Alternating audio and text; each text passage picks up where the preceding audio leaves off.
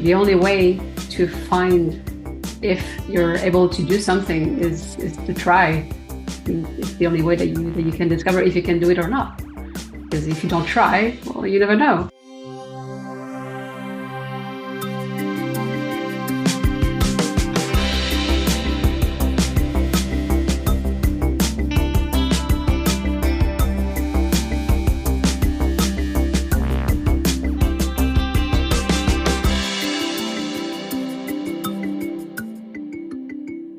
I wanted to thank you so much, Marie-Claude, for making time to meet with me today. You're very welcome. I know that you're in career transition, so you must be really busy. Yes, indeed. Okay, so yeah, thank you so much for making time.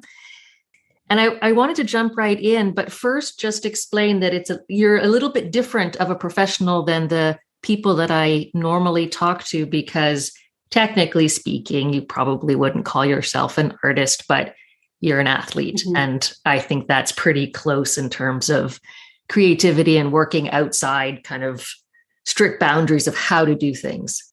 And I was really impressed when I read about you. Well, thank you. I appreciate it. Oh, good. Okay, so let's jump right in. And I'm going to ask you when you first started cycling. Well, I mean, just like, pretty much everybody, I started cycling. I learned cycling when I was a young kid. I was probably 3 or 4 years old. But competitive cycling, I started in 2009 with paracycling. And what brought you to do that? I wanted to see just how far I could go, just how far I could push the machine. I went on and I tried to see if I could be a good competitive cyclist. I think you did pretty well for yourself. Yeah, I think I did.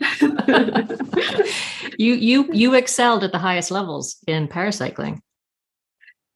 Yes, indeed. Yeah, it was high performance. I prefer high performance paracycling. So I was extremely lucky in the sense that I was able to travel pretty much all around the world and attend the 2012 London Paralympic Games, where I won a bronze medal in the individual time trial.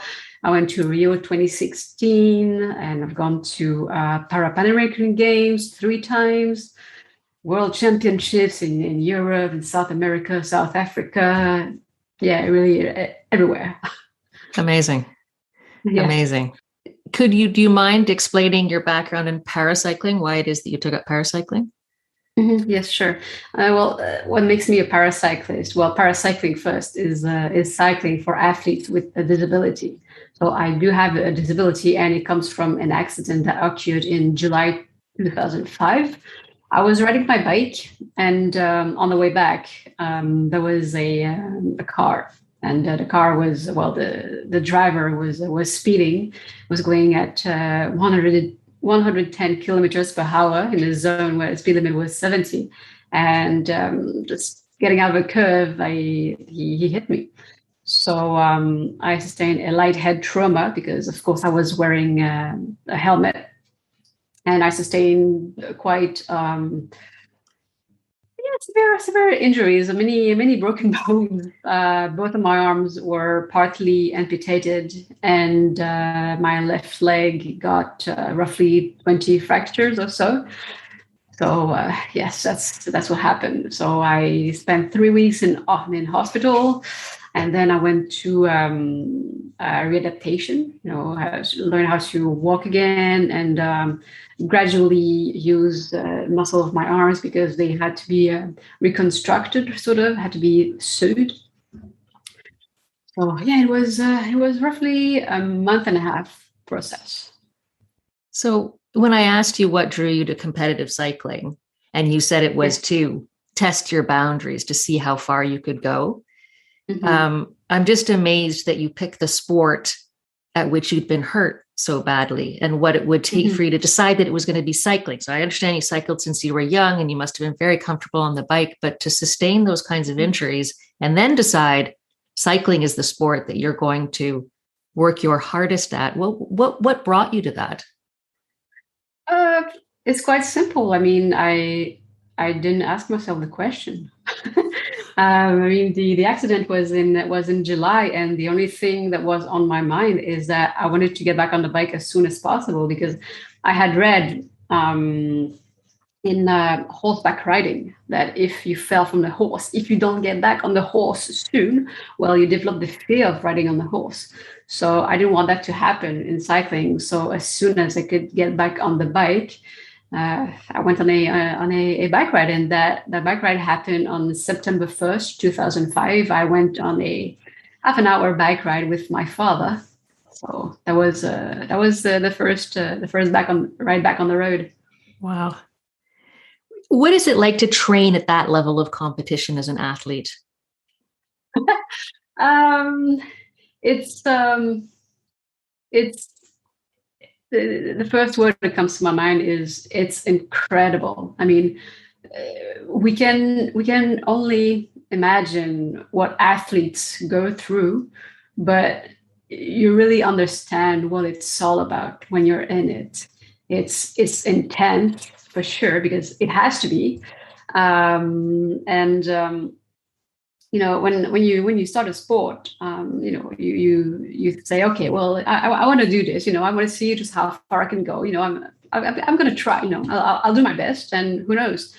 But you really have no idea everything that the sport can bring to you as an individual. As an athlete, for sure, yeah, you develop muscles, you develop endurance, power, strength. But as an individuals, there's and all other set of skills and tools that you develop, being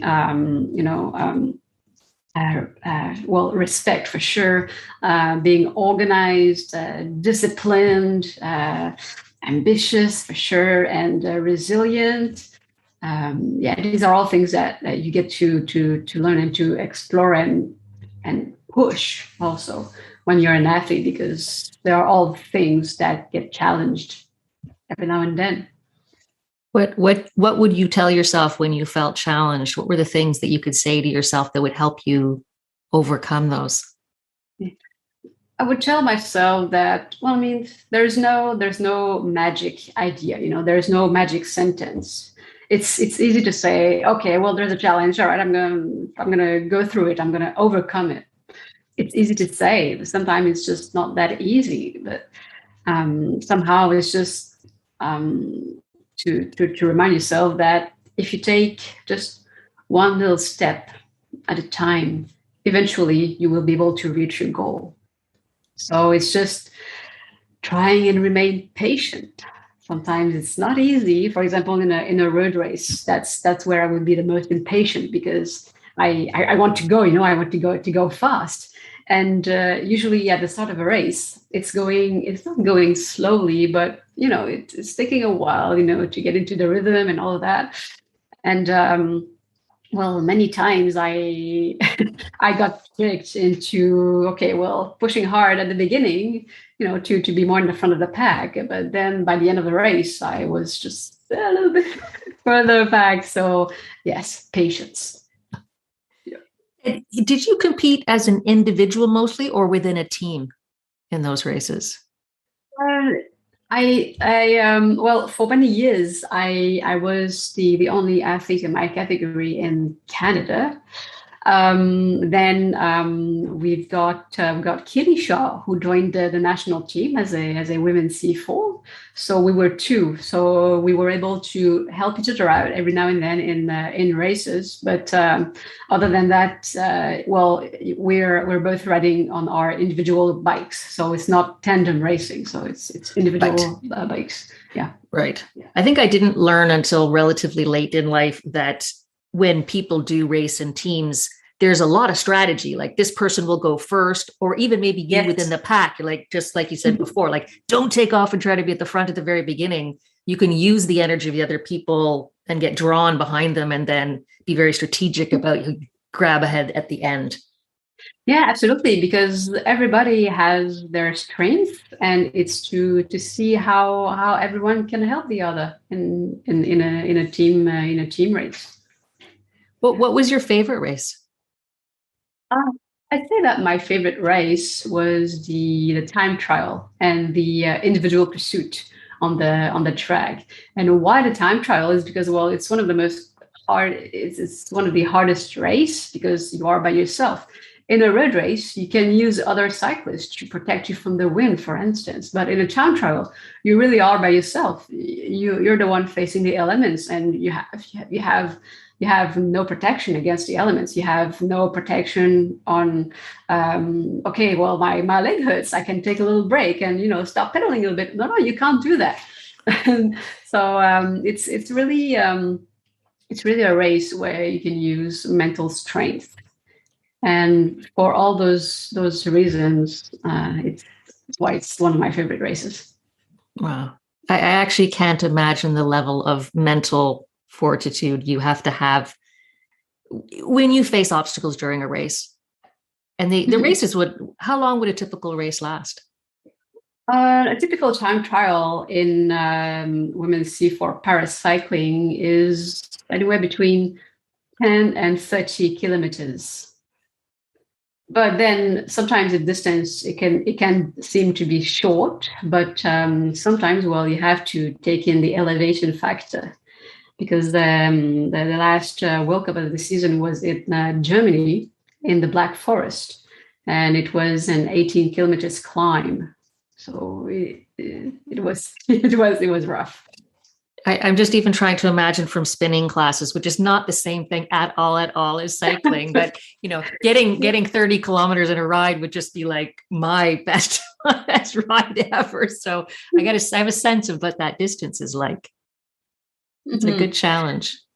Oh, yes, it is. It is. But it's so much fun. I mean, cycling is a sport that lets you explore many different things. I mean, there are so many different muscle groups that are involved in the act of cycling. And decide, I mean, you're outside most of the time, except if you're track racing, which is indoor. But yeah, I mean, you're outside, and when the weather is nice, it's very cool. So we're both from Montreal, so we know that that's not always the case. You don't always have the good weather to train in. Yes, microclimate. What would be some of the things you've learned about yourself as a cyclist?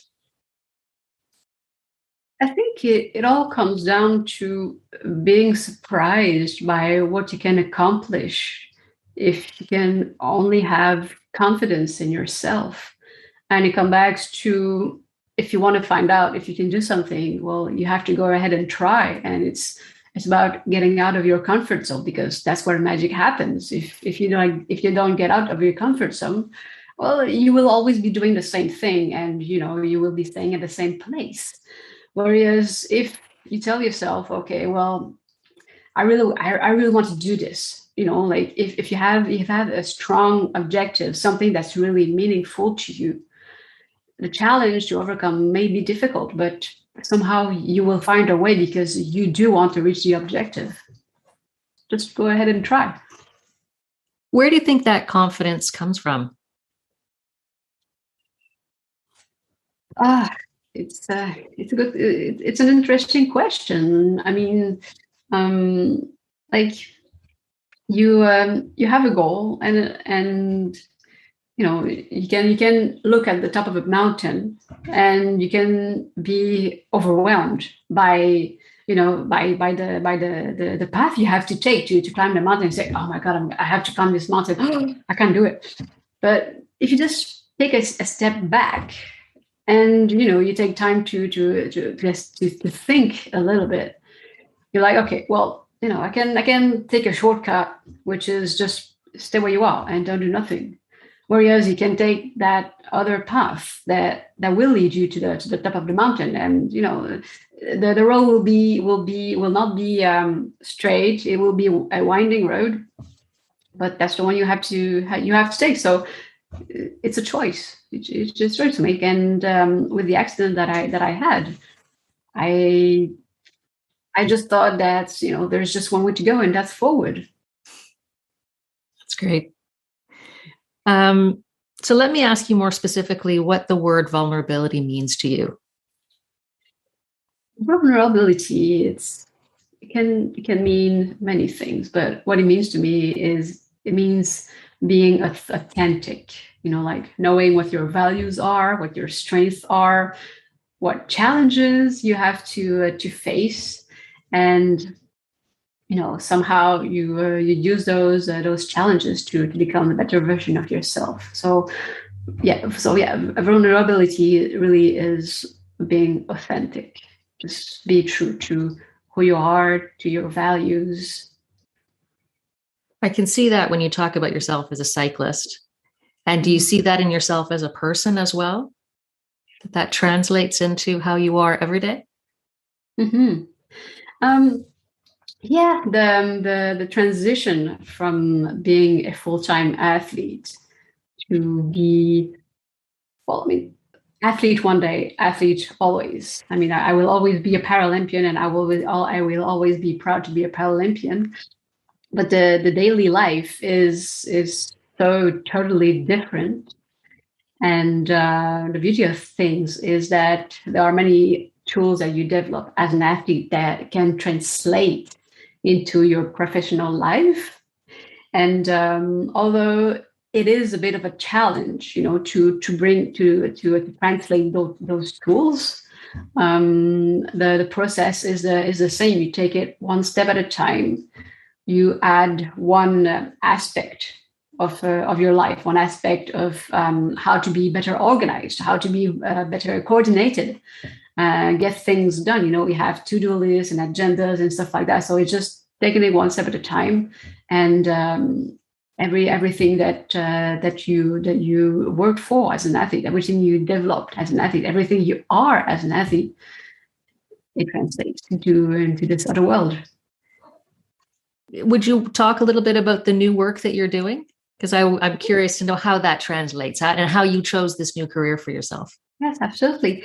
I am the responsible for communication and member activities of the Réseau des Femmes en Environnement, so the Women Environment Network, which is it's an organization in Montreal that was established in 1999 by a group of women, environmental activists, and they wanted to get together and try to do something for women empowerment.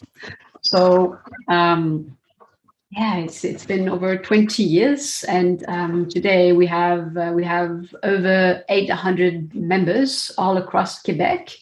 And we really push forward studies on environment, health as well, women's health.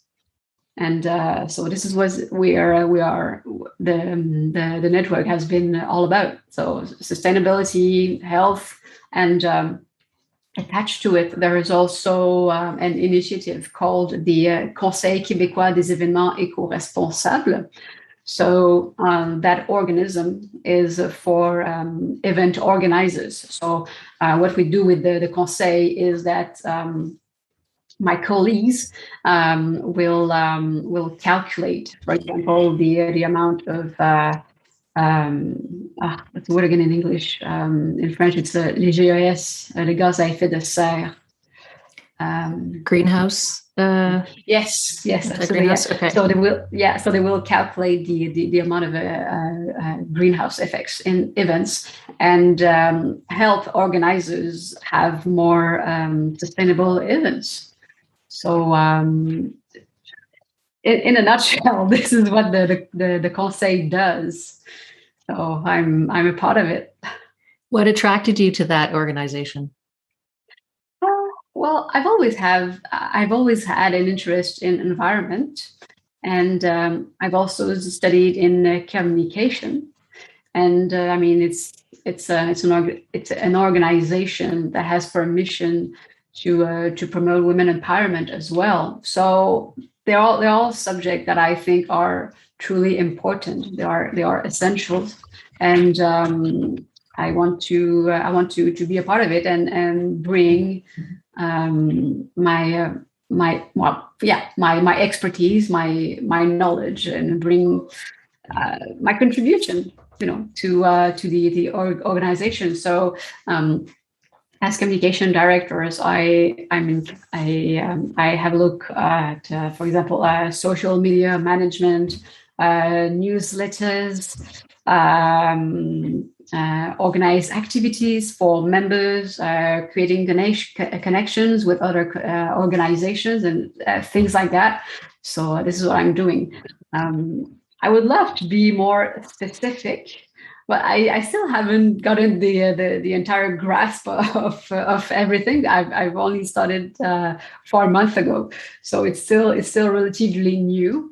But the team really is amazing, and what I really love about it is that transitioning from a high performance athletic career, you leave a team behind and its sense of belonging.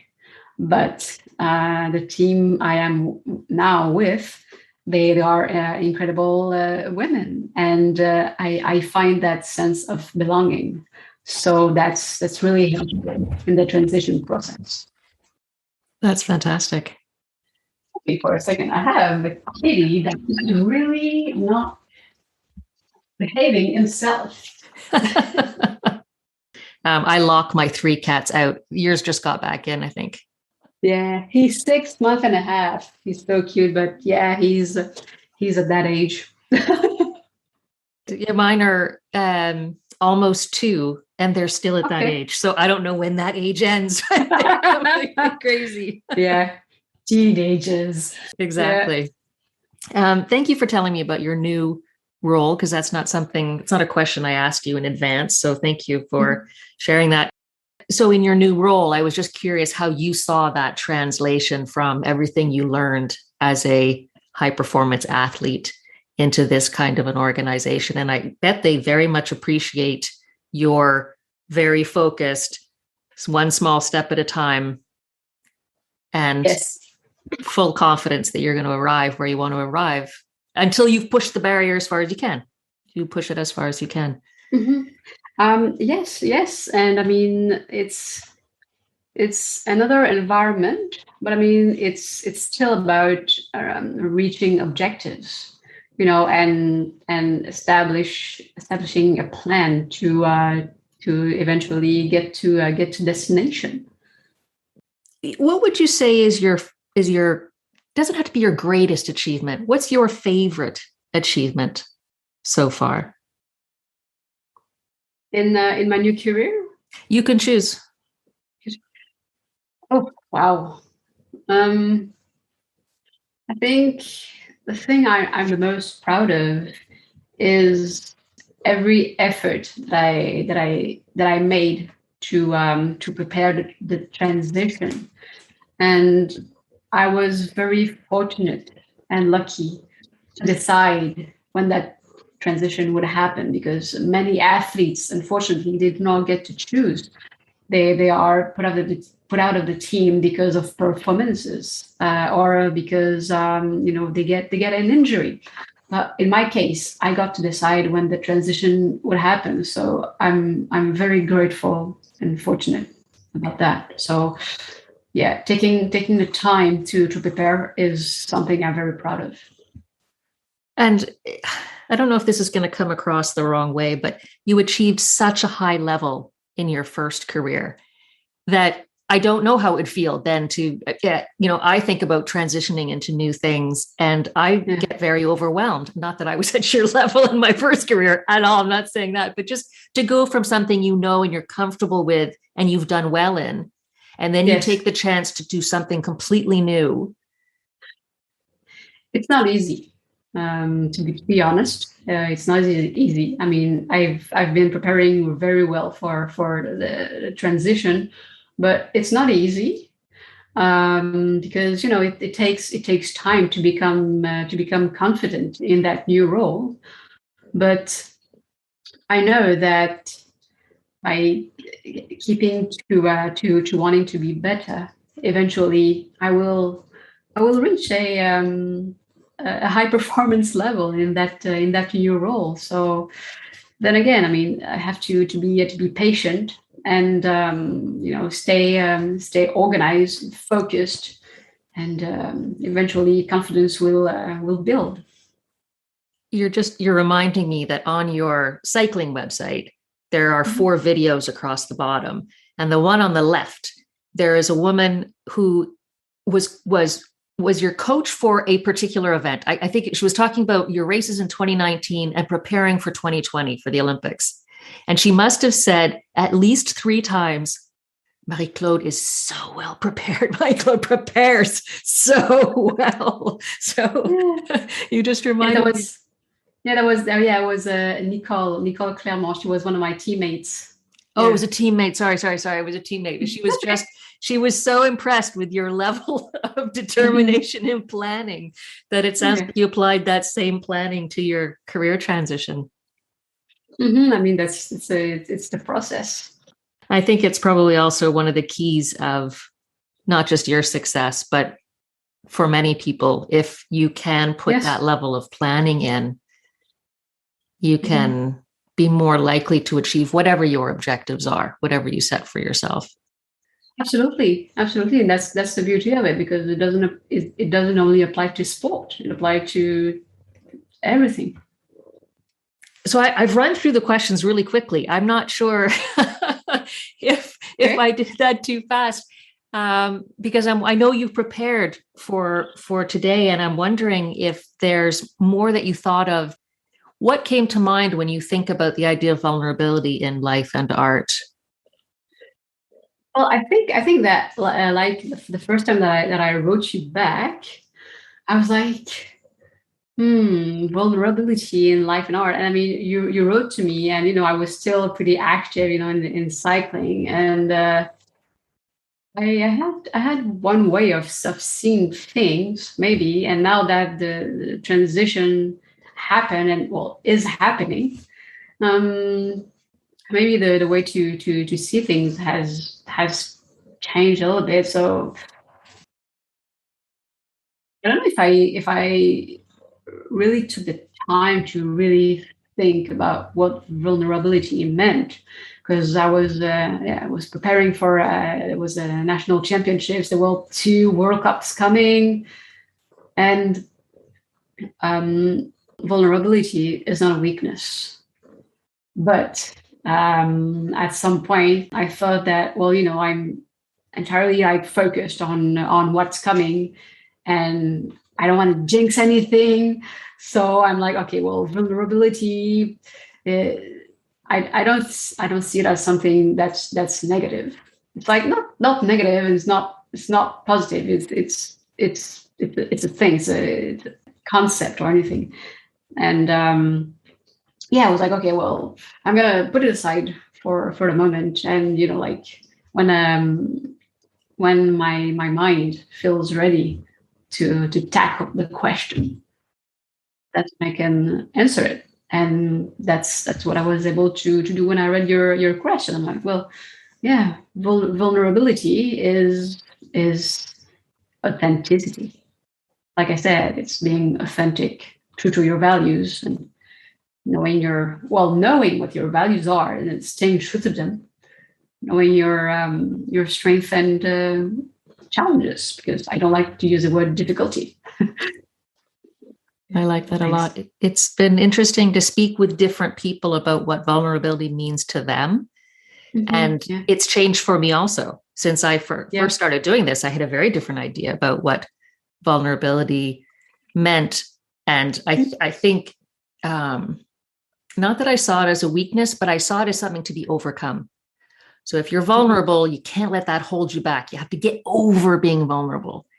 And then more and more as I speak with people, and I think what you just said was perfect, this idea of vulnerability, it's a way of being.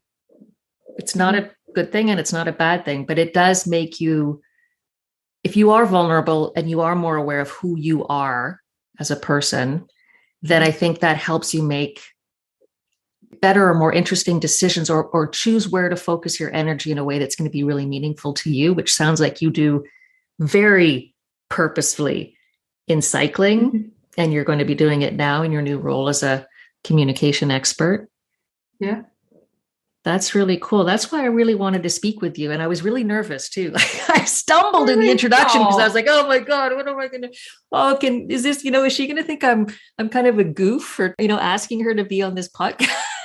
But oh, I just felt like there was something there. Like I knew that there was yeah. going to be something there, and there was. So thank you for that. You're very welcome. And also I just wanted to say, because your English is perfect, but I really Thank you. appreciate that you did an interview in your second language, because I know for me that would be a challenge. Your English is much better than my French, but it is not a small thing to do an interview like this with somebody you've never met before in a second language. So I really do appreciate that. That's cool. Well, thank you. You're welcome. Thank you again so Awesome. much for your time. I appreciate it a You're lot. I learned a welcome. lot. It was great to connect with you. Cool. Thank you. Take care. Have a great rest of your day. Yeah. You too. Cheers. Thanks. Bye. Bye.